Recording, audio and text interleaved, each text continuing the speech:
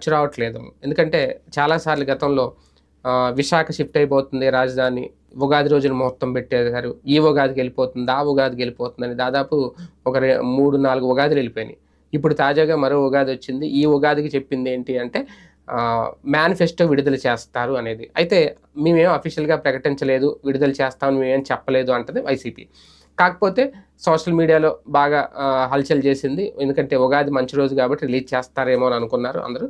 ఒక పక్క ఇక నామినేషన్స్ పర్వం కూడా మొదలైపోద్ది కాబట్టి ముందు ప్రకటించేసుకుంటే సరిపోద్దని. కాకపోతే జగన్మోహన్ రెడ్డి గారి మాస్టర్ ప్లాన్ ఏంటి అంటే ఎన్నికలు దగ్గర పడే సమయంలో ఇక ఎన్నికల తేదీ వస్తుంది అనగా ఒక వారం రోజుల ముందో, 10 రోజుల ముందో అప్పుడు మేనిఫెస్టో విడుదల చేస్తే ఆ 10 రోజులు పూర్తిగా మేనిఫెస్టో ప్రజల్లోకి వెళ్ళేలాగా, బలంగా వెళ్ళేలాగా, ప్రజల బ్రెయిన్‌లో మేనిఫెస్టో ఉండిపోయేలాగా, ఎందుకంటే అప్పుడు నవరత్నాలు ఎలా ప్రజల మనసులో ఉన్నాయో అలాగే ఈ కొత్త మేనిఫెస్టో కూడా ఉంటే ఖచ్చితంగా ప్రజల మైండ్ సెట్, ఆలోచన పూర్తిగా మారుతది.